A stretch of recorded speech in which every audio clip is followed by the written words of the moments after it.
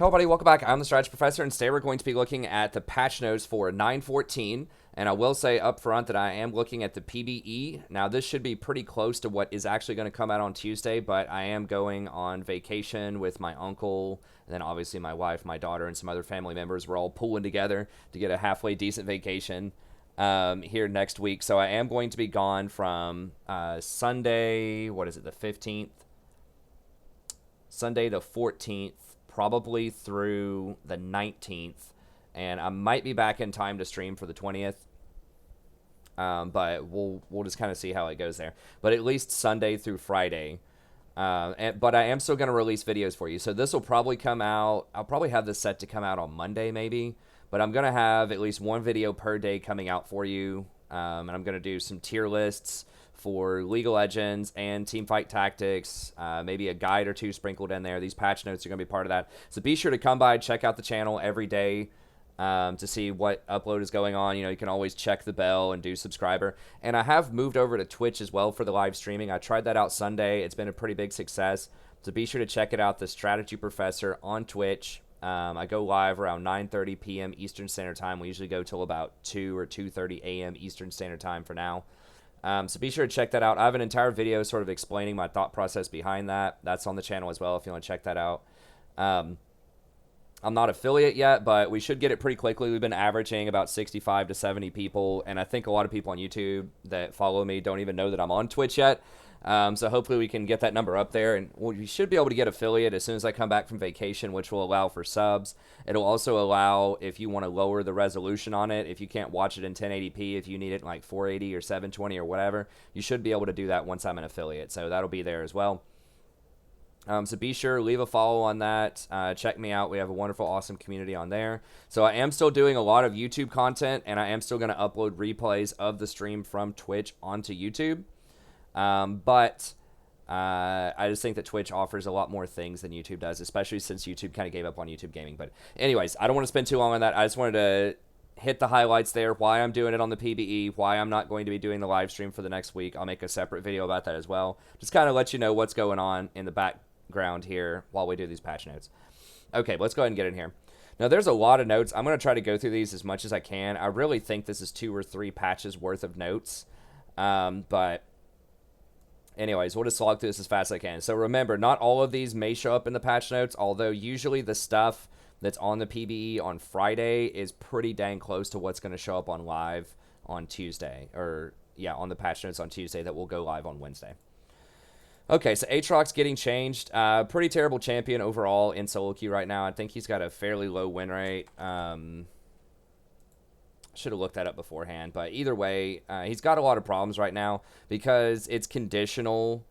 He's not awful, I guess, but he still played a lot in pro though. So if you look at him in pro, he's still one of the top picked pro picks. That's why they're nerfing him. So he's okay, and this is from last week, just sort of what the pro picks are and the win rates. You can see the green bar. I don't know if you can see that on your thing or not, but that's sort of the wins, and the red bar are the losses across all leagues around the world. But he's getting some nerfs here, so the cooldown is lowered on World Ender, the R, down to 120, which is nice. But they removed the revive. There is no revive, period, anymore. Now, they did increase your healing amp up to 50%. So at earlier ranks, you're going to get more healing. So it might be better for all-in one-on-ones, but it's going to be a lot harder to be sort of that huge frontline initiator. You know, it's going to be even harder than it was. So they made it conditional to where you had to get a kill or an assist to get the revive, and now they're just getting rid of the revive altogether. So I think this is going to completely gut him. I mean, that's one of his unique aspects, is that once he gets that kill or an assist, he can be on that back line and cause a huge amount of threat. And he basically gets like a free Zhonya's now, so you can't really move that far with it. But, I mean, maybe we still see him, but I doubt it. I think this is a really huge hit. So yeah, Aatrox, probably not going to matter for the solo queue meta, probably will matter for pro meta. Okay, Ahri, now if she charms somebody, it stops their movement. So for high-level Ahri play, this could be pretty good if you can hit like someone who's trying to take a Thresh Lantern, or somebody like a LeBlanc that's trying to jump, or just anybody that's trying to gap close. It'll stop them from gap closing. But the bonus duration is lowered from 5 to 3. Now, I don't think Ahri needed that much help. She's already one of the highest win rate champions, but for some reason they're giving her a little buff. She sees almost nothing in pro play. Let me close that out down there in the bottom. In pro play, so it's whatever. I don't think that's going to make a big difference. She does get 5 extra magic resist, but that is pretty significant. So we'll see. Or no, that's Akali. That's Akali. Sorry. So Ahri, not going to make a big difference. Still going to be a good champion. Okay, Akali. Lots of changes here on Akali. She's getting 5 more magic resist, which is really nice early on. 5-point strike is getting extra AP ratio. So it does more damage there. Now, the Twilight Shroud, they are basically like telling you 100% only put 1 point in this ability. So if you only put 1 point in it, this is actually a pretty big buff because it's 20 seconds cooldown to start, and the cooldown starts when you cast it, not when it finishes now. And so basically, it's going to last always 5 seconds. There's no more refresh on it. So it's pretty much a 15-second cooldown. And you had to put 5 equivalent to what it used to be. Before, you had to put, between 4 and 5 points to get that kind of cooldown reduction on it. So that's really nice. The energy restore is always 80. So once again, you didn't get that until you put max points in this. So it's basically like they're almost giving you max rank for 1 point on your W here. They removed the ability to extend it. So that's, for really good Akali play, that's going to lower it a little bit, the power. And they changed the stealth type to obscurity from invisibility. This is not going to matter most of the time at most levels of play. It'll matter at pro play. Basically, what that means is, I think the only difference here, one of the only differences would be if you use a sweeper, you can tell where she is. You can't see her to target her with abilities, like that are point-click abilities, but you can throw skill shots at her a lot easier if you have a sweeper. So that's the big difference. There are some other champions that can reveal invisible things as well. And they're adding a couple more of them in on this patch, but things like Lulu, for example, if she hits her with the E and Akali tries to go into her shroud, I think it'll see her now. So there are a few things that could possibly see her, but because she's invisible, it's going to be treated just like a Shaco or a Vayne or any of the other invisible champions. It's still going to be really, really hard to see. Control wards aren't going to see it, and it's just going to get around a lot of vision stuff in the game to begin with. So it's still going to be good. It's just there are going to be some cases, especially at high-level play, where people will use that sweeper to see her, where it may make a bit of a difference. But at the same time, you're getting huge buffs on this. Like, you're getting a massive cooldown reduction, and you're getting a lot of extra energy just for 1 point, which means you can put a lot more points into your E. And this thing is going to do a lot more damage.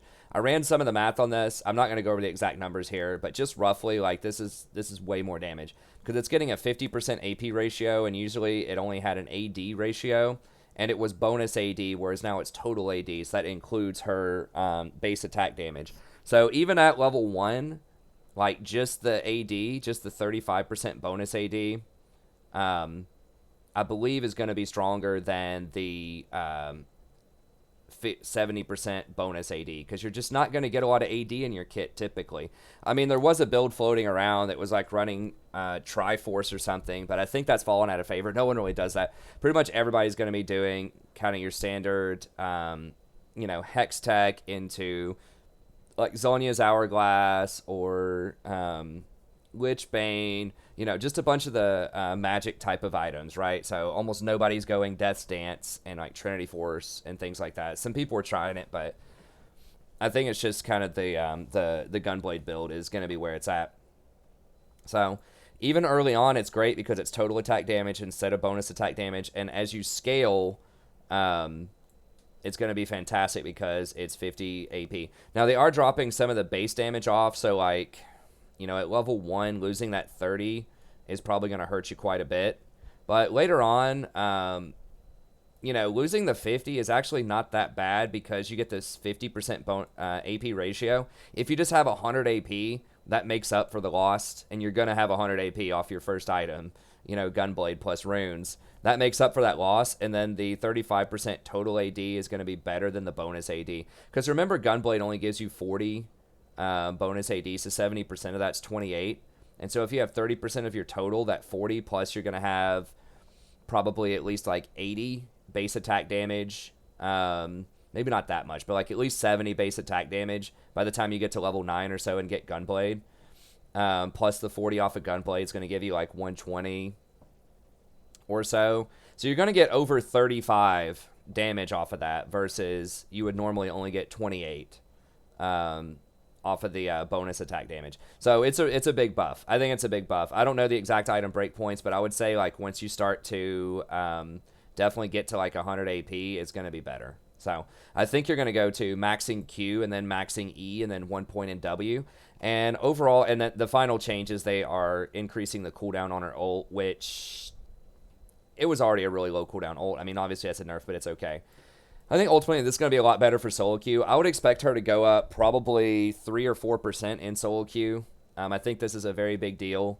I'm not sure how it's going to shake out for pro, just like how important the reset was on the Shroud, how important obscurity is versus invisibility.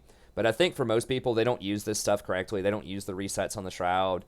They don't use obscurity and invisibility that well. So you just give them raw damage. Like, this is going to be a lot of extra damage.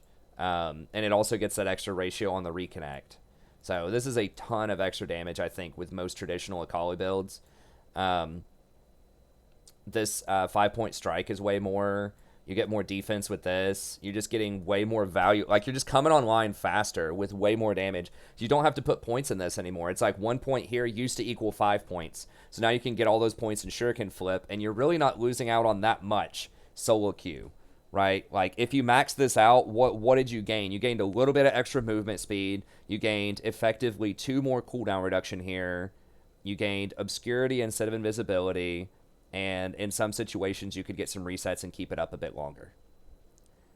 I don't know. I think it's going to be really good. I expect Akali. I think she'll probably be similar to like a LeBlanc type of win rate. Like, I think she'll be close to like 50%. She's still going to be hard to play, but I think this is going to allow her to start snowballing a lot harder and just really one-shot people, which is a lot more brute force rather than the finesse that's required with the current Akali. So ultimately, I think that's going to be really good for solo queue. We'll see how it shakes out for pro. She has still picked a decent chunk in mid lane as pro. This might even be better for straight pro as well. I mean, obscurity, like, I don't know. We'll see. That's a lot of extra damage, though. But I think in solo queue, it's a grand slam. In pro, we'll see. I think she'll still probably be pretty good. Alistar gets more mana.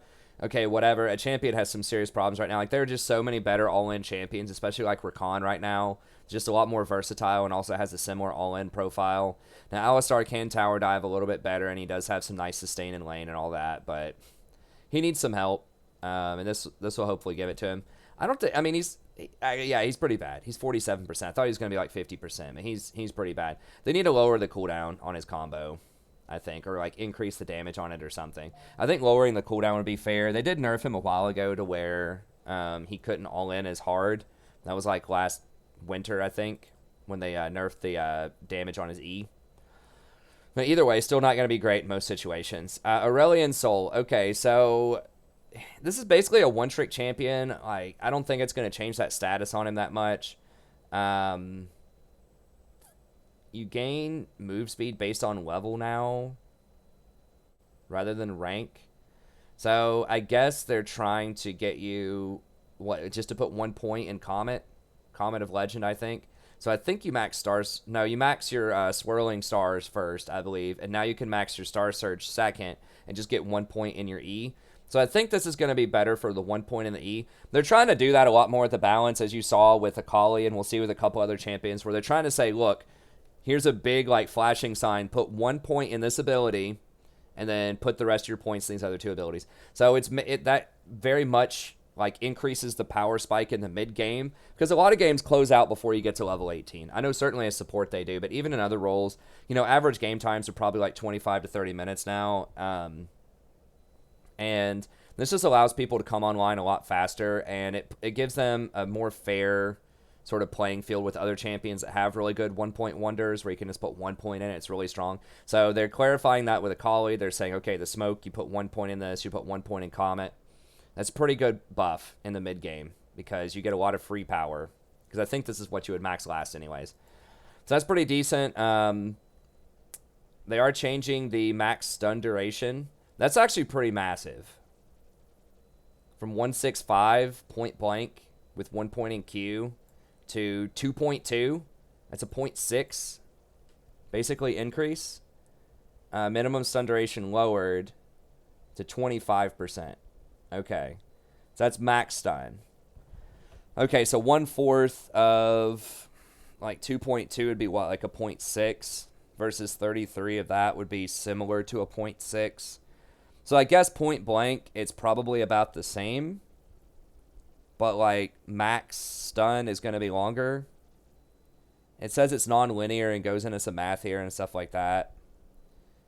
I don't know. I don't think it's going to matter. I don't think it's going to move his win rate that much. I don't think that having an extra maybe 0.1 stun, if it's point blank, is going to be a huge deal. I think it does look like it grows faster. It's hard to say because this is saying that it used to grow at 27.5 units. Now it's growing at 36.6.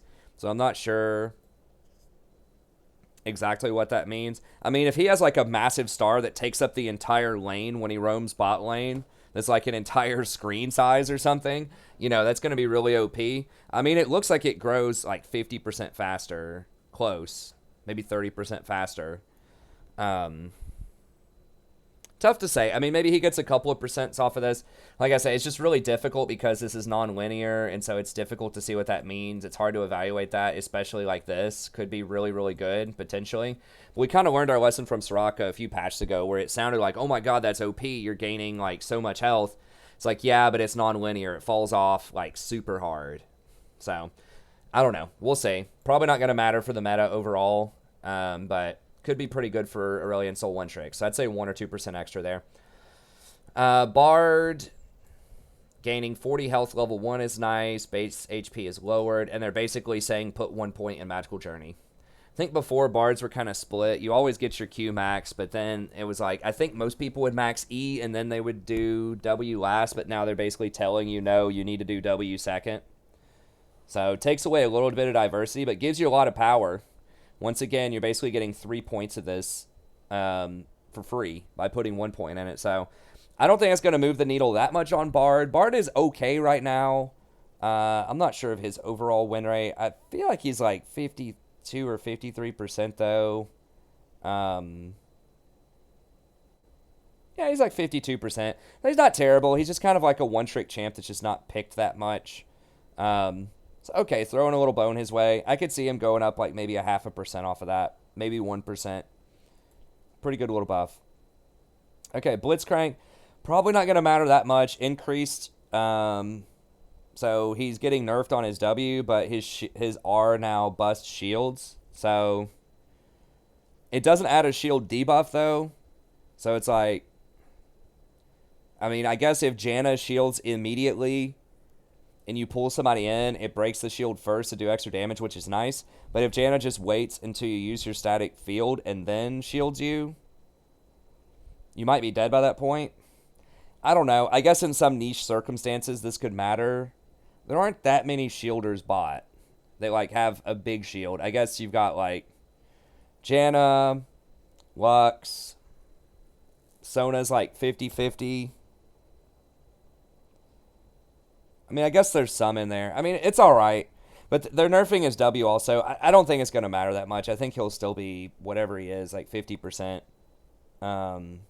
Yeah, maybe 51%. Maybe he goes up to 52. I don't think it's going to matter that much. Okay, Cassiopeia. I think this is a nerf, especially in the early game. It's almost certainly a nerf, which is kind of perplexing because she's not really played in pro. And historically, she's pretty bad in solo queue. Like last week. And she's just really not played at all right now. She's a fun champion. I mean, I'm biased. I like Cassiopeia. She's got like a 50% win rate. So it seems like this is a lot of changes for something that's like that weak. So you can throw Miasma closer to you, which is pretty nice. It'll help you out a little bit against melee champs. They are lowering the max range on it, though, so it's going to be harder to run people down and stop them from flashing. The cooldown is increased. Okay, so they didn't change the slow.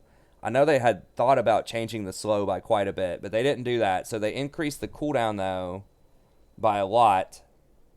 So typically you don't max this anymore. I think you probably max E and then Q. So the 6 points are going to stick for the whole game for the most part. I mean, I'm not a grandmaster on like her or anything. So basically, you're a lot weaker against ranged champions, but you have a little bit more game against melees. That's probably all right. This Twin Fang. Now, this is going to be a pretty hard nerf early. I think. Maybe not. Okay, so I think sustain and lane this is a nerf because it used to be 5 to 22 with a 0.1 ratio. Now it just has a flat ratio on it. So early game, you're only going to have like 20 AP or something. Yeah. And then it's only 25% as effective against minions and monsters, small monsters. So you're going to have a lot less healing early game, but late game when you get to like 200% healing and or like 200 AP and you're healing versus champions, I guess even at 200, well, you probably have like 12 off the base amount and then you'd get 20. So it'd be 32 total. I guess you can get up to 25% if you put in. So basically, like before, it would do like maybe 32 in the mid game if you had 200 AP. If you're thinking you're getting 10 base, and then 20 or like 12 base and then 20 off the 0.1 ratio. So that's 32, and then this would give you like 50 against champs, and then obviously as you go up, more and more and more. So if you're E-maxing, I think in the mid-game, it's more healing against champions, but it's going to give you a lot less sustain in lane. You are losing armor, 5 armor, so you're going to be a lot more vulnerable to like Talons and Zeds. You are gaining some health, though. And the cost is only 50, so that's another reason to max this, because you're basically getting a pretty big discount there, a 1/6, like a 17% discount if you max this. So I think they're really telling you to max E, then max Q, and 1 point in W. I think she'll be about the same. I think she's probably going to be, like 50%, 51%. So far, a bunch of Sound and Fury signifying nothing. The Akali one is a big change, but the rest of these aren't that. Like, it's a lot of stuff, but it seems very balanced. Like, it's not going to tip the scale anywhere. Which kind of begs the question, like, why even make the changes if they're not going to be that significant, but I mean, I guess late game, this will give you a lot more mana and a lot more healing. So they're basically saying, okay, she's way better later, but she's way weaker in lane. So she's going to be able, like, you can bully her out a lot earlier because she's going to get tier and rod anyways. She's going to be an absolutely awful early game pick, pretty much. But, if you really need to scale for late, maybe she's all right. Okay, Fizz damage reduction against basic attacks changed to against all sources of damage. They're doing this with a couple of different champions that we'll see down here in a second. But so that's basically you're going to have like 5 damage reduction. It's not going to matter. I mean, like, this is supposed to be decent against things like probably Malzahar would be the biggest one. Like stuff that does dot damage over time. So Malzahar, I think, ticks 8 times. It might even tick 12 times. Like, it ticks every half a second for 3 seconds. I guess that'd be 6. It might even tick every fourth of a second. I don't know, like very specific matchups. Like I could see Malzahar, other things that do like a lot of incremental damage. Maybe like Rumble, maybe like a cat ult or something. I don't know, like dot damage. I'm not even sure if it's gonna matter, but maybe it matters a little bit for dot damage, especially stuff that does really small damage over time. But once again, don't think it's going to matter that much. Okay, Galio. It's kind of curious why they seem to be hitting this guy so hard. I guess he's not even that popular in pro. I mean, he's played twice last week. I feel like they wrote some of these patch note changes like 2 months ago or something, and they just now are getting them in there. Like, that's what it feels like on some of these things. It's like, okay, Cassiopeia was popular a couple of months ago, but now she's really fallen out of the meta. Like, they've been playtesting this for 2 months, and they're just now releasing it. Like, Galio, really popular, really strong, like, 2 months ago. Now is, like, barely picked. He was picked twice last week as support, and once as a mid laner. Had no bans. But that's who they're going to nerf. It's like, I don't know. Anyways, it seems a little weird. And it was the same thing with Cassio. Same thing. Well, I guess Aatrox is still like played in pro, but anyway, so the Galio changes. You no longer get cooldown reduction on the passive. You do more damage on your first basic attack. The natural cooldown is lowered to 5 seconds. And if you get a lot of magic resist, it's better. So This is a nerf for pro play. I think the people are like really high-end Galio play, the people who get those resets. So it's kind of dumbing it down for solo queue so that you just always get a lower cooldown. And if you sequence your abilities incorrectly, you don't get punished as much for it. The Q got an increased cooldown. The cost is lowered though, which is nice. And the damage is increased by like 10. They flip-flopped on this ability like so many times. I swear. They have like lowered the cooldown, increased the cost, increased the damage, then did the opposite, then did the opposite. Now they're doing the opposite again. Like it's almost literally been like, what do we want this ability to be? Is it like burst damage? Is it sustained damage? What is it? So I guess now it's higher on the burst damage side. So, all right, whatever. Probably not going to matter like that much, I don't think. I mean, if you're maxing it like later on, it's not going to matter, but like early 14 seconds is kind of a big deal. And the fact that when you're a support, you're not going to gain levels as quickly. But it doesn't cost as much mana, so maybe you don't go as fast. I don't know. I still think he's a bad support for solo queue, but... so this is the thing that's going to kill him in pro play, I'm pretty sure, is you can't flash while you're taunting. That's the biggest thing on Galio is you taunt and then you flash out of nowhere and just stun everybody for like, or taunt them for 2 seconds. So they're removing that, and you can be interrupted on it now too, so people can knock you back or just do anything that stuns you and it knocks you out of it. So I think these two right here are nailing the coffin for pro play. I don't think there's any coming back from that. Solo queue, maybe. I mean, you can still like E in, but you're losing some of your, because usually if you E in, it's to get closer and you're not going to hit the E, and then you get the taunt, but then you have nothing to follow it up. Versus if you flash taunt, then you can E, knock them up, you know, then you could throw your Winds of War and like ult the next person who tries to go in to follow up with you so that, you know, you stun them for even longer and knock them up. So I think that's really, really bad. So, yeah, I think he's going to be terrible. And so, I mean, I think he's going to be like 46%. What is he right now? God, he's at 43. I didn't realize it was that bad in solo queue. I mean, I knew he was bad, but my God. He might honestly go down to like 40. If he's not the lowest win rate champ in the game, he might be after these changes, because this is brutal.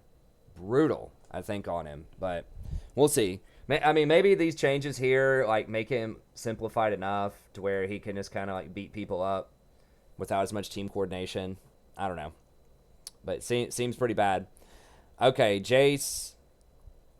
Nerfing his damage early is a pretty big deal. So they're giving him a bigger ratio, but that's a huge hit. So they're knocking off 4 AD on him. And they're knocking off 15 blast charge damage. Remember, that's bonus AD, not total AD. So that's not going to come online until you start getting way more items. Yeah. I think that's going to make him a lot weaker early. I don't like him in solo queue anyway, so I don't think this is going to matter. He's too much all-in early. There are other champions that can also bully top lane that scale much better, so I just wouldn't play Jayce unless you're, you know, like a Jayce specialist. Even in pro, like, I don't think we're seeing him that much, right? He's probably in there. Yeah, I mean, he's in there. He's like a 50-50 top 5 pro. He's just very oppressive on a good person, like, especially in pro play is playing him. Okay, Jhin, they're buffing him. I don't think Jin's in that bad of a place right now. I know some people think that he's just, like, absolutely awful. But I think he pairs really well together with a lot of the supports that are out there. A lot of kind of these poke pressure supports. So I'd be very careful buffing him up. But they are buffing the duration of his Deadly Flourish, which is a big deal. An extra 0.25 is huge. And they're lowering the cooldown on it. So I could see him getting 0.5% to 1% off of that. I don't think he's as bad as people think he is right now in general. Karma. Now this gives True Sight for the root duration. Okay. We are actually seeing a lot of Karma still in pro play. She was the #1 nerf champ. It's mostly for the solo lanes. So she was picked 3 times. It was 3-0. And then top lane, she's just destroying everybody. I don't know what that win rate is. It's probably like 9-2 or something. But top lane, she's doing very, very well right now, even after the nerfs last patch. So this is kind of scary. I mean, now she can see those invisible type of champions. So top lane, combined with the Akali changes, I think she's going to have a really good matchup into Akali. And just anything else that kind of wants to go invisible up there. There aren't that many champs, but in certain circumstances, certain matchups, could be really good. Could see Neeko if she tries to go invisible. Now, that's only when they get rooted. That's not during the channel, I don't think.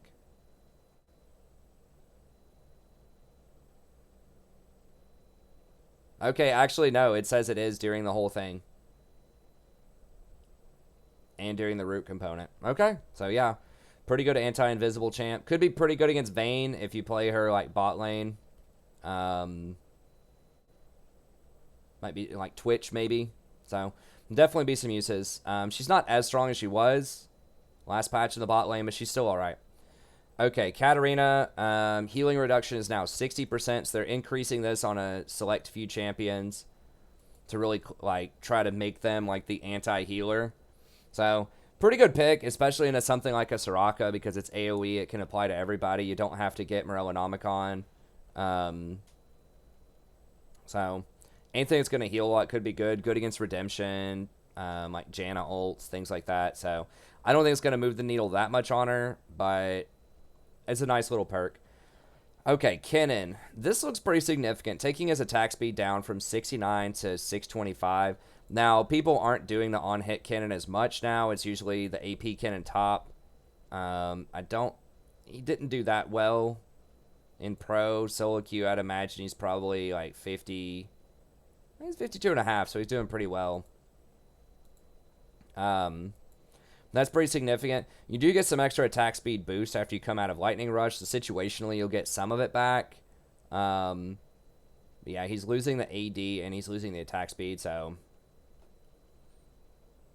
probably not a huge deal. Maybe like 1%.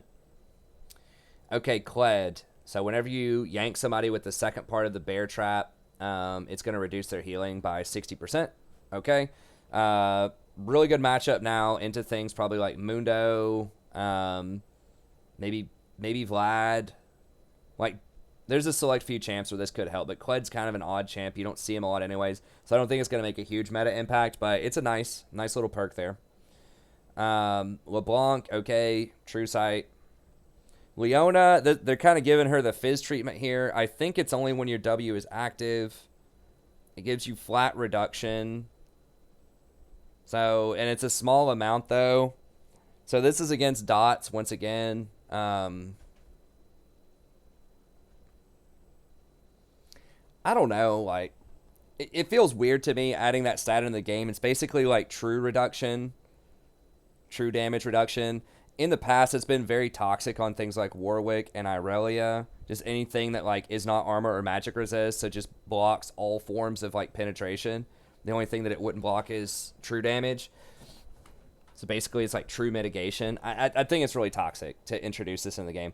I kind of see what they're saying. Like, they want to give the champion, like, they want some champions to have, like, answers to dots. But I don't know. So this would be pretty good in, like, Zyra plants. Pretty good against, like, Brand passive. I'm trying to think of what else in the bot lane. Good against Scorch. Ahri. There's a lot of stuff that does little small chip damage to you down here. Now, it's up to 50% of incoming damage. So it does not, like, 100% block the Scorch damage. But you can block, you block some of it. Like, a pretty good chunk of it. And that adds up. And Ahri as well. Like, you're not going to block all of it, but you'll block quite a bit. I mean, if you're getting Ahri'd and Scorched, and that also applies to Frostfang. But that's only when your W is up. It's not permanently. So if your W is up during an all-in, you're going to block, like, a Frostfang proc for probably, like, 10. You're going to block a Scorch for 10. And you're going to block an Ahri for 10. So that's 30 damage reduced right there. And, like, the Zyra plants, because this is what you max first, your W. Your Zyra plants are going to be, like, 16 less damage every time. So, I mean, it could add up. I mean, this could effectively, in an all-in situation, potentially give you an extra, like, effective maybe 100 HP, 150 HP early on. You are losing some magic resist and some armor later. So, I think this is pretty good early. even later on, if there's like small chip damage, I think this could be good. It's pre-mitigation though as well, so it's before resistances are applied. I don't think it's going to matter that much, but it will help her. It will help her match up specifically against Zyra and Brand, I think. But it's okay. Solar Flare, so she doesn't do extra damage on her auto attacks. That's taken a lot of damage out of her all-in level 6, but realistically at level 6 you are killing them most of the time anyways. You're overkilling them, so. Decent. I don't think it's going to move the needle that much. She'll still probably be alright. Lux. Now, there's a lot of nerfs to Lux here, and she deserves it. She's extremely strong. She's good in pro play. She's good in solo queue. She was one of the most banned champs, I think, 23 banned. She was definitely the most played support with a very large win rate there. I think that's like what, when you click on it, it tells you the entire season average, but it doesn't tell you just for the week.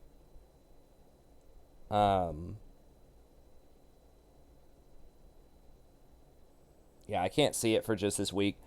But, like, the green bar there indicates to me that she's winning a lot. Like, that's probably, like, 27-6 or something this last week. So people are definitely catching on to her in pro. And in solo queue, especially in the support role, I think she's got a pretty huge win rate. Yeah, she's the highest win rate by almost 54%, with a 20% pick rate. So, second most pick champion, highest win rate champion, third most banned champion. So, yeah, she's definitely got some problems balance-wise. So, what are they doing about it? Okay, they're increasing the cooldown on her Q by 3 seconds early, and you don't put any points in this typically, so that's a big deal. And they're making it cost 10 more mana. I really wish they would have lowered the duration from 2 seconds down to, like, at most 1.5 seconds. And then as you put more points into it, it could scale up to 2 seconds. I just feel like a 2-second stun that can go through minions and can potentially hit 2 players feels a bit strong. I mean, if you compare that to something like Bard's Q, I think Bard's Q, isn't it like 1 second or something? It might be a little bit more than that.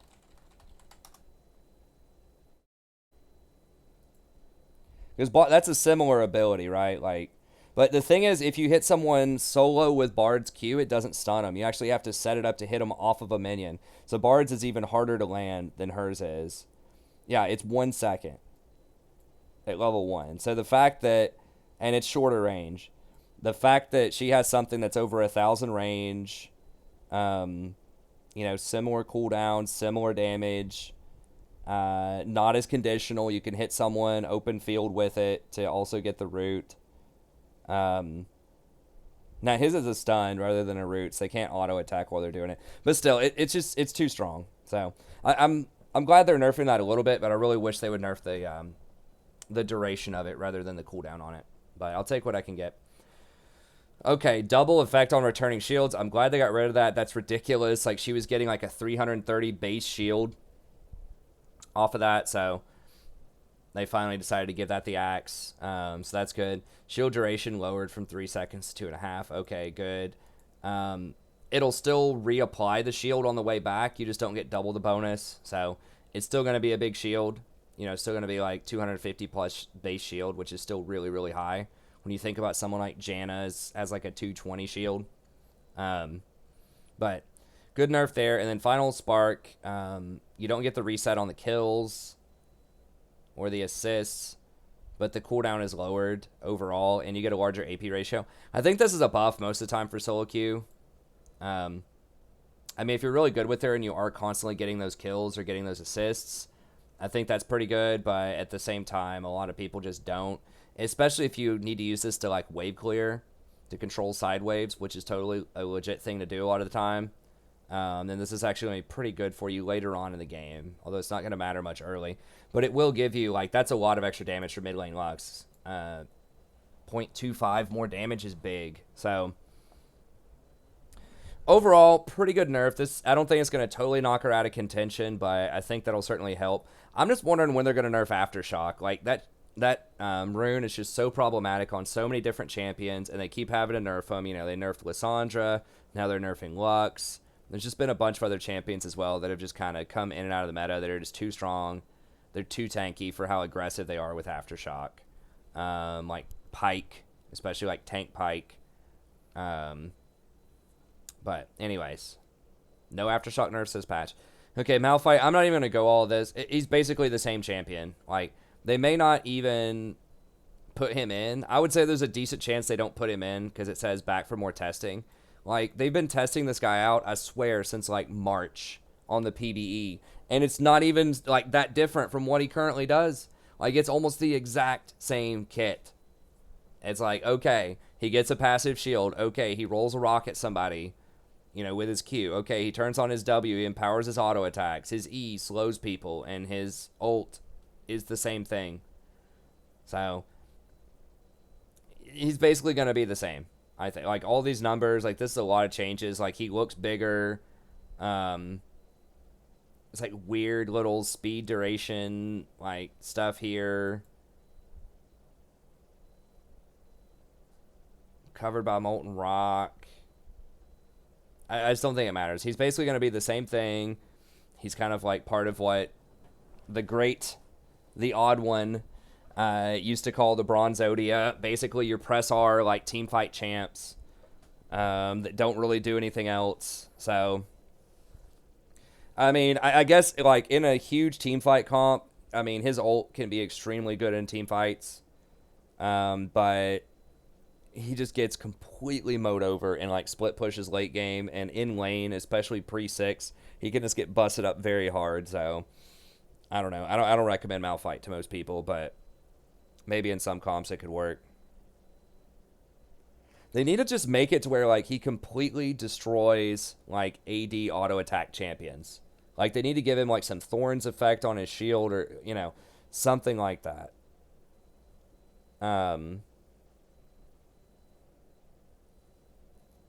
But yeah, I think he just doesn't do his job that well right now.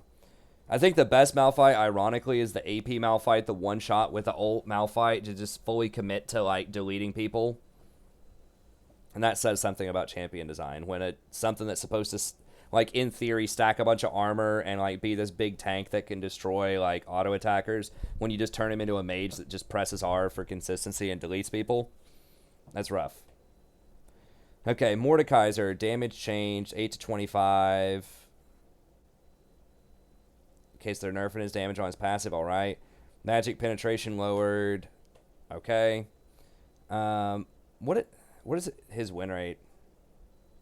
He's seeing, like, no pro, right? A little pro, getting destroyed in pro. The thing is about Mord is Quicksilver Sash just obliterates him. He still has a high win rate, though. I mean, he's okay. It's just, like, he's hard countered by one item. He's kind of like Malzahar. Like, he's hard countered by one item, and either people get it or they don't. But if they don't get it, then he's great. So, that's okay. I guess nerf him a little bit. He's got a high win rate. But overall, he'll probably be about the same. Okay, Morgana gets True Sight during her shackles. Neeko. Lowered attack speeds is kind of giving her the Kennen treatment here. They're doing that with a lot of these ranged attackers top lane. And lowering her movement speed so it's easier to catch her when she W's. Okay, that's probably fair. I think, isn't she pretty strong in pro top? I haven't really been keeping up. I haven't been watching a ton of pro in the last month or so. I've been doing some teamfight tactics and some other stuff. Yeah, that's fine. We'll slap on the wrist for Neeko. Oops, where'd we go? Okay. Nidalee, some extra damage there. Not going to matter. Still terrible in solo queue. If you're extremely good on her and you close out the game by like 20 minutes, then she's great. Otherwise, she's awful. She's just a worse version of something like a Lee Sin, I think. She has magic damage, which is nice, but she's just all in on the early game. Very, very little utility late game. So if you're like a challenger smurfing in silver, she's going to be great. If you're a silver playing in silver, she's probably going to be bad. Poppy. Okay, so you get a slow duration, so not only do you get knocked up, but you get a slow duration, you get extra movement speed, which is nice. Lower cooldown if you want to put points into it. So I don't think Poppy's that great right now. I know that we have a lot of Poppy fans on the channel. I mean, I don't think she's like the worst champion you could possibly play, but I just feel like tanks in general are in a pretty bad spot, with a few exceptions every now and then. Yeah, I just think it's just too easy to kite her. She just doesn't do enough. She has a really cool ability to stop movement, but other than that, I don't know. I think there are different options most of the time that would be better. Okay, Pyke. So he does stun minions, but doesn't do damage to them again. Okay. I guess you would take less auto attack damage during an all-in from the minions, and that a little bit less. You deal 50% reduced damage if you ult and it doesn't kill them. That's really nice, because sometimes I feel like Pyke will just ult you even if he can't kill you. If it's about to run out or something. So I think that's pretty nice. So I don't think Pyke's like super OP right now. I think he can be okay, but just giving him that little extra slap on the wrist, probably okay. He's getting destroyed in Pro last week. That's probably fine. Okay, so Empowered Renekton W is going to smash shields now too. I think this one's a little dangerous. Like, the other ones were kind of cute, because, like, Blitzcrank's so far out of the meta, it's like, alright, just give him something, sure. But, like, Renekton's actually quite strong right now, I think. I don't know his exact win rates, but it's, like, pretty much whenever I see a Renekton top lane, you know he's going to win the lane. And if he gets to, like, Spear of Sojin, I think that later on he can be a real terror in team fights. I guess he's not that bad. So, I mean, I guess they could give it to him. Like, that does make him particularly good against, like, maybe Karma top. I'm trying to think of what else gets a shield top. Maybe Camille. If, like, Camille engages on you, gets her physical damage shield, and then you break it instantly with a W. It's probably okay. But Renekton is, like, very, very dangerous to buff, because he's such a powerful laner. But, okay. Rise. Couple of bug fixes.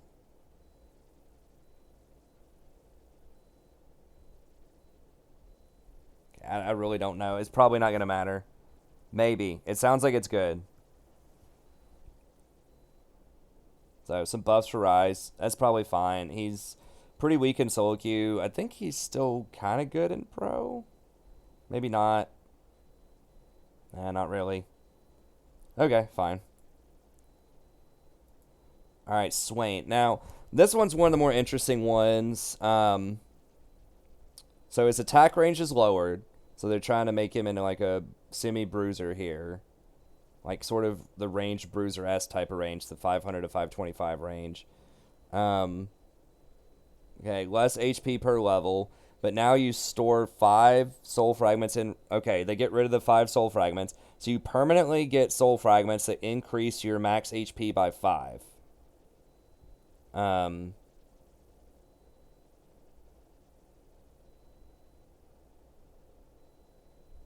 Enemy champion's death, release a soul fragment that Swain can collect to restore this much.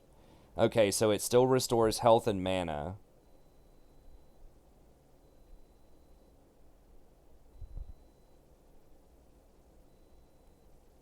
Okay, so if you kill somebody or if you like grab someone that's immobile, then you get a soul fragment. So basically 5 health. So he's kind of like a little Scion now. He stacks this up. Of course, he can't stack it on minions as much. He has to get the souls ripped out of people. So, like, realistically, how many soul fragments is he going to rip in a game? 50, maybe? So, we're basically, like, late game giving him 250 health. I mean, 50's probably ripping 2 a minute. And it has a 12-second cooldown. I don't know if that's on target cooldown or just period. I assume it's probably period.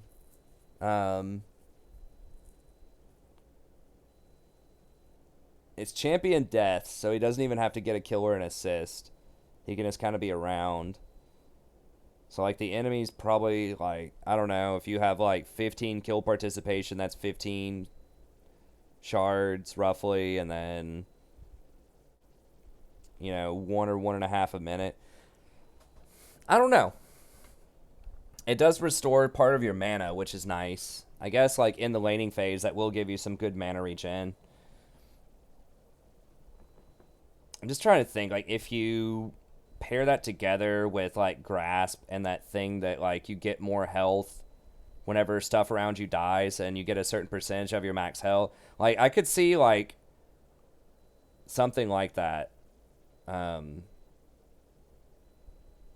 Maybe being in the fold. Like a Grasp Swain or something, like Bruisery top lane.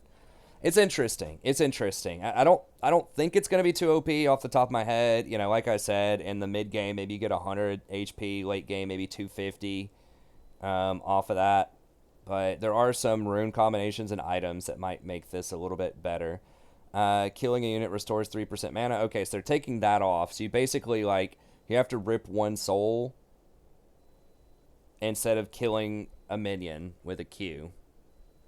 So it feels like that's a nerf to his mana management, although you're not forced to try to kill minions to get this. The bolts always pierce through minions and stop on impact with champions. Has a longer cooldown, but that's a much better wave clear, I think. I think that's way better wave clear, right? Because it just, like, crushes the whole wave. You don't have to, like, get the minions low. You don't have to prep it. Effect radius lowered. Okay. Angle between bolts. It's hard to say what that is until I see it. I think that's good. I think trading wave clear for having a longer cooldown is a good trade. Although I don't know the range on it. It says the radius, but I don't know the range. But I think that's good. It does stop on champions, so you can't hit everyone in a team fight with it, but looks like it's going to be a lot easier to harass through the minion wave with that, and also to wave clear. It's pretty cheap, too. It's only 65.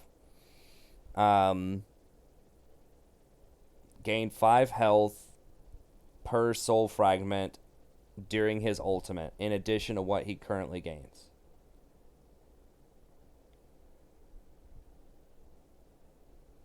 Is that every second? Let's see. Swain frees a demon within for 12 seconds, gaining 125 health and doubling the bonus health that he has collected from fragments. Okay. Every second he drains all enemies, minions, neutral monsters for this amount. Healing for 20. After a brief delay, he does this. Okay, so he doubles. So, like, mid-game, he'd get 200 health, and then when he ults late game, he could get 500 health. In addition to the 125. Okay. Could be pretty good. Okay, so minions and monsters don't take any damage from this ult. Swain drains enemy units, including visible units. Okay.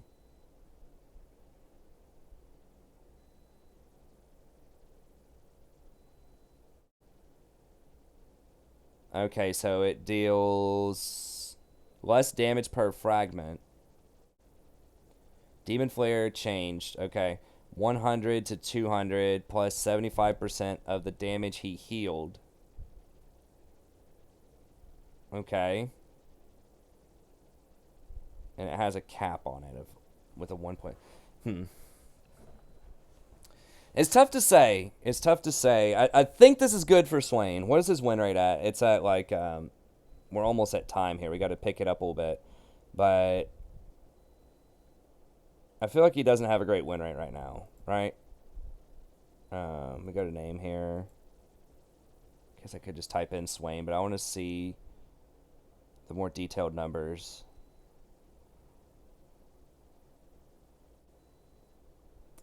%. I think he'll probably go up 1 or 2% here. I think you could see him either taking Grasp. Probably Grasp. I mean, you could maybe do Klepto with him, although the shorter range is kind of tough. I think this will make him like a Bruiser Disruptor a little bit more. Like, they aren't hurting his damage that much, I don't think, with this. Maybe a little bit, because, like, his ult doesn't do the extra damage. Doesn't do this. But I don't know if it did any of this before or not. I think it's about. I think he'll go up about 2%. I think we might actually start seeing Swain in the meta after this. That's my initial, like, prognosis. Is I think this is a pretty good buff. but it's difficult to say until I see it in action, especially like what this means, like these extra like angles between bolts and the radius being lowered, just kind of seeing that in action. I think it's pretty good. So I don't think he's going to be super OP, but I think he might be like viable. Could maybe see him as support, although I don't know. This would be decent wave clear. Probably not. I mean, if he gets played somewhere, it'd probably be top lane, but I don't know. I'll have to examine and see and sort of think about it a little bit more. Might talk about it in my support tier list video that I'll probably make tomorrow, so stay tuned for that. But probably not as support. I'll have to think about it a little bit more carefully, but maybe top lane. Okay, Sylas, he has better wave clear now off his passive, okay. Chain damage is up again. This is another champion where they just can't make up their mind on him. They just keep buffing and nerfing different things about him like 50 times. Okay, so the E, he gets the shield again at rank 1. 65 at all ranks. Okay, so it costs a little bit more mana. But now it is just a magic absorbing shield. Okay, so they're just going to say, all right, you're way weaker to physical. I kind of like how they're doing that, how they're making things like Aurelia and Sylas still pretty good against mages, but they're trying to like nudge people into playing things like Zed or Talon or something like that. They probably won't see a Talon in a pro game, but like a Zed or, I don't know, some different ADs in the mid lane. So I like that. I like that they're trying to push that towards the meta a bit more, because that would force like more AP top laners or AP junglers if you had an AD middle. That's why a lot of people don't do AD middle in pro play, is because it severely limits your options in other roles, because you don't want to have all AD. You need to make sure you have enough AP damage, and usually mid laner like needs to be one of the hard carry champs. So, anyways, interesting choice. Missile speed is faster on E2, so it's going to be easier to hit your connect. A little bit less stun duration. Hijack, lowered range, okay. Can't hold on to an ult for as long. Minimum walkout time is 40 seconds. Now, this is the huge deal. At level 16, it was only 15 seconds to steal someone's ult. Now it is 60. So this means that you're not going to be able to skirmish as much. You're going to have to wait to play around cooldowns. Now, this could be a big deal in pro. It sounds like it is on paper, like, oh my god, it's 4 times the longest cooldown. But really, in pro play, a lot of times, you're waiting on other people's ults anyways for your team fight. So you're going to be waiting that 60 seconds anyways for, you know, whatever, your other major ults from other lanes.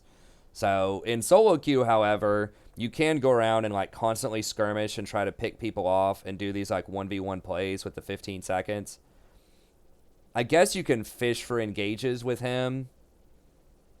So like you could steal an Ash Arrow and then throw it and you miss it, whatever. 15 seconds later, steal another engage.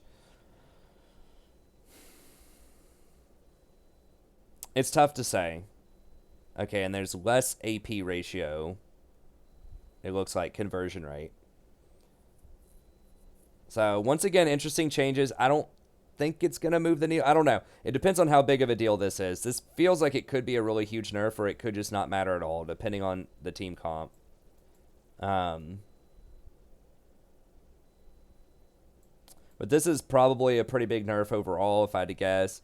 This is a pretty big buff, though. It's a lot easier to hit this because it moves faster. You get 14 at all ranks. So now they're basically telling you you can max this last. So they're doing the same thing. Mana changed to 65 at all ranks. Yeah. So they really want you to just put 1 point in this, probably. And then they probably want you to max your Q and then your W. So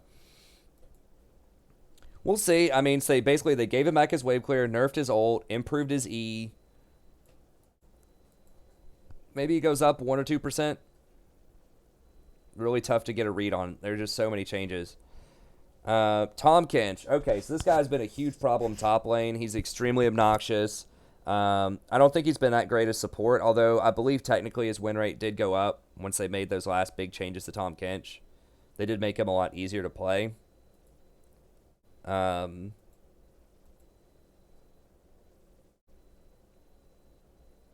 Yeah.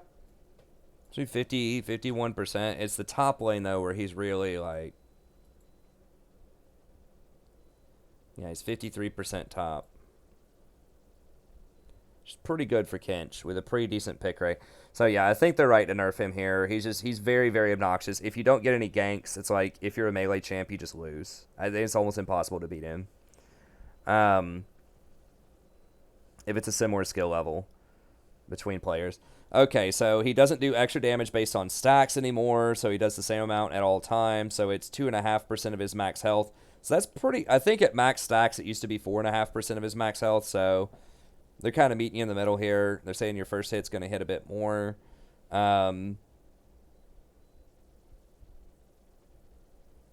Okay, so that's kind of a nerf.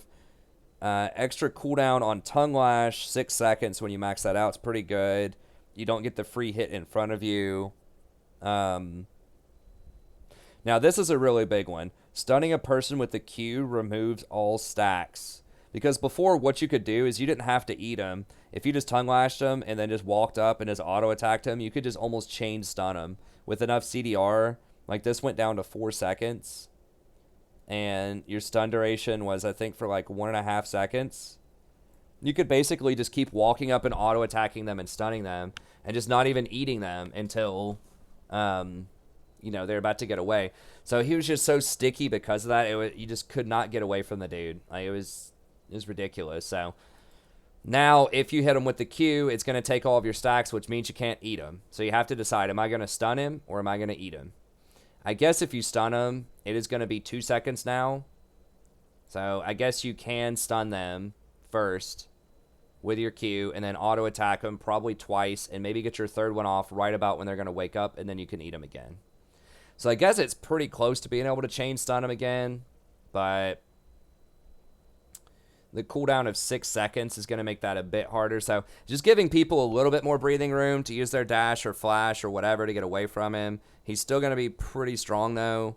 I don't know. The slow duration is 3 seconds now instead of 2. But the amount of the slow is lowered, so it's 30% at the start instead of 50%. It only scales up to go to 50. But you're slowed for longer. I don't know. I'd have to like I haven't played Tahm Kench top lane like pretty much ever. They might be able to walk out of it, especially if they have some kind of dash or something. You're not going to be able to auto attack them in. Where with the 50%, even if they dash or flash, you still might be able to flash after them and get them. We'll see. I think overall this is a nerf. I think losing the 20% on the slow, even if it lasts longer, and losing all of the stacks on acquired taste is going to be a lot less damage, especially to like beefier champions in the top lane. Enemies are nearsighted while devoured. Okay, that's a nerf. So now they can kind of see where they want to go. That doesn't matter, I don't think. Now, this is interesting. The fact that you can eat Blue Sentinel and Red Brambleback, that's a big deal. Like, that could actually make him viable as a jungler. Maybe. Because he's going to, like, blast those things, I think, when you eat them. And now you can steal them from, like, enemy junglers, like, over walls and stuff. Like, you can Tongue Lash and then W to, like, eat them over a wall and then, like, spit them out and just, like, smite it yourself. So you could be a pretty potent counter jungler with that as well. That'd be really, really annoying if he, like, gobbles up your red buff and then just, like, spits it out behind him and smites it before it gets into smite range. So I like that. I like that they're trying to open him up to where he could be a jungler, because I think his ult would be, like, really, obviously really well suited to the jungle.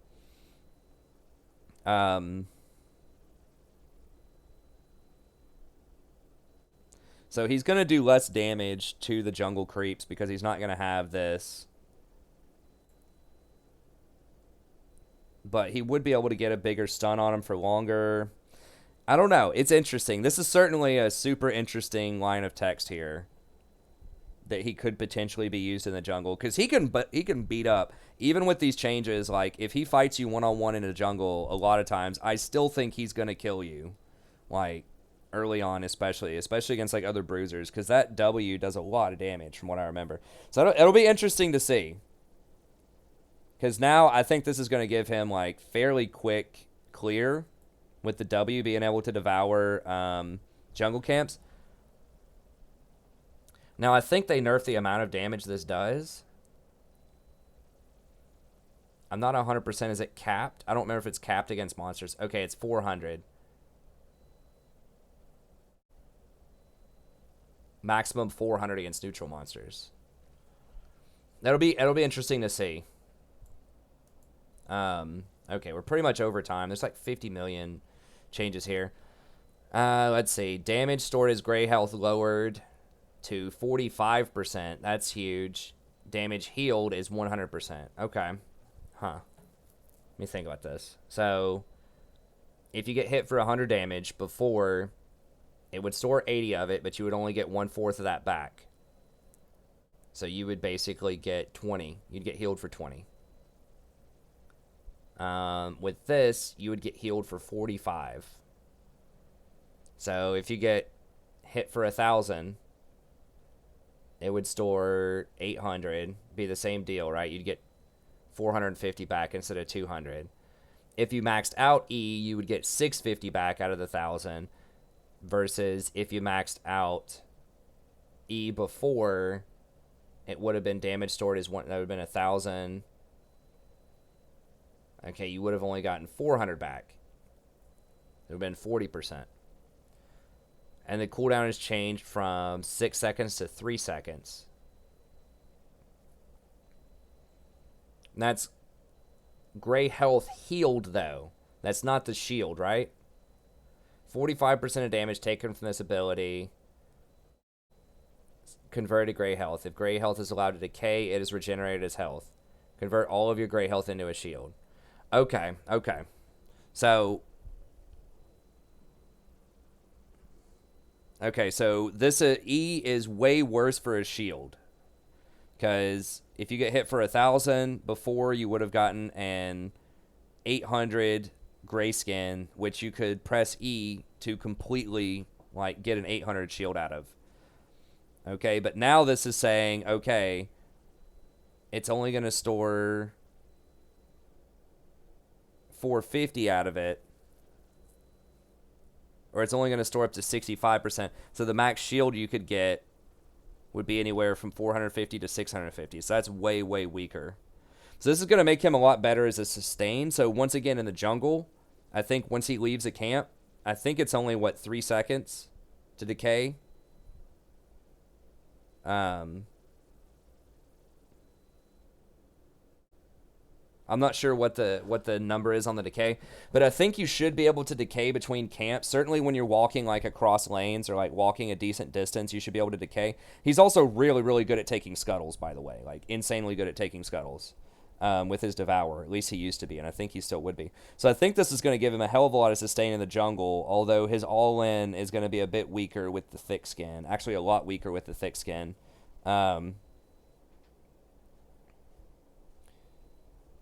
But he can use it a lot. So he can, like, shield a lot. So you don't have to try to go for that really big shield. You know? It's interesting. Interesting changes. So I think that Kench could very well be played in the jungle now. And I think he could be a decent jungler. And probably weaker in top lane. As support, I don't think it changed that much. I mean, you have a lot better sustain now. So against, like, poke champions, the gray health sustain is real. So that's nice. I don't know. We'll see. I think he'll still be niche counterpick support. Although jungle, I think, especially with his ult, like, his ability to just get in there and hunt people down, his ability, I think, to clear quickly and, like, with a lot of health, and his ability to duel enemy junglers and counter jungle like they're red and blue. Perhaps, like, the only other person who could counter jungle that well would be, like, Nunu. Maybe. But, like, the thing is, he can take it over walls and stuff. So he doesn't have to put himself in a huge, like, strategical disadvantage. You can just eat it over a wall with your Q plus W combo, spit it into a wall yourself, and smite it before it heals. Even if it was going to reset. So I think he's going to be a nasty counter jungler if you play him correctly. But anyways, okay, so that's all good. Wukong, they're not doing that this patch. The 50 changes to him.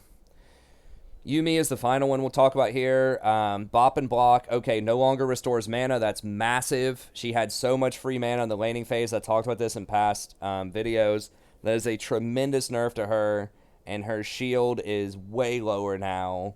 Only 50 to start with instead of 80. So that is going to slam her early game. She's going to go a lot faster. And she's not going to have as much of a shield. So that's a very, very big hit to her. Mana cost increased as well to 75 at rank 1. Going up to 85 at rank 3 instead of 70. That is huge. That's 15 more mana early, in addition to not getting your bop and block mana. And it's quite a lot less damage early, too. It's 10 less damage early and a little bit less AP, or it's got a slightly bigger AP ratio. So that's probably not a huge deal, but 10 less damage kind of matters. But 15 more mana every time you want to Q and not being able to get any mana back on your bop and block is massive. They're lowering the cost on your Zoomies heal. And they're increasing the maximum heal to 2.3. So she gets a bit more healing.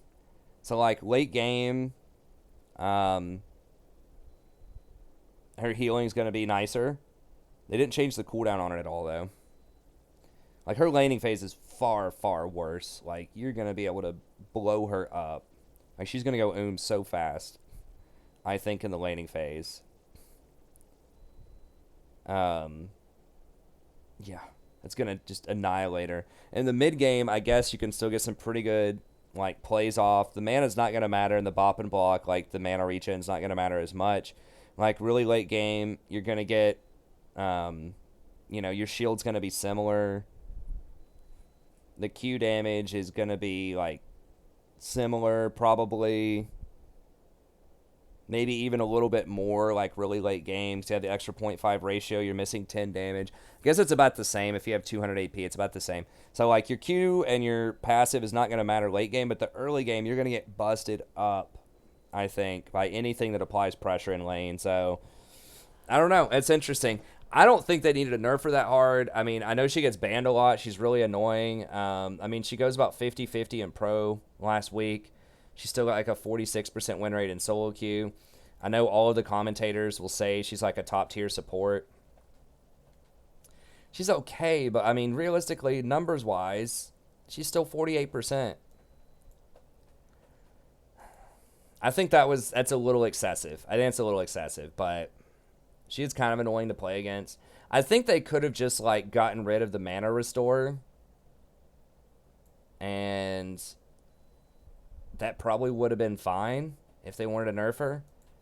But, like, nerfing the shield and the mana restore and increasing the mana here and lowering the damage on this, that's a lot. So I think she's going to fall probably at least 2% in solo queue. So I think she'll be 40, 45, 46%. But anyways... that's going to be it. Thank you very much for tuning in. Don't forget, I will be on vacation this week by the time you see this. I will be back probably next Saturday. Come check out the live stream on Twitch, The Strategy Professor, all one word on Twitch. Check out the rest of the content on the channel as well. I'll have more tier lists for you for both TFT and League of Legends. And I'm going to be releasing a Total War video every day that I'm gone if you enjoy that as well. So lots and lots of content scheduled to release even while I'm on vacation. I might be able to check the comments from time to time if you leave them on videos. No guarantees of that. I don't know what the cell reception is going to be like, and I'm not going to be checking my phone on the beach. But maybe in the hotel room when I'm like winding down at the end of the night or something, I might check them over. But anyways, that's going to be it. Thank you very much. Have a good day, and I'll see you next time.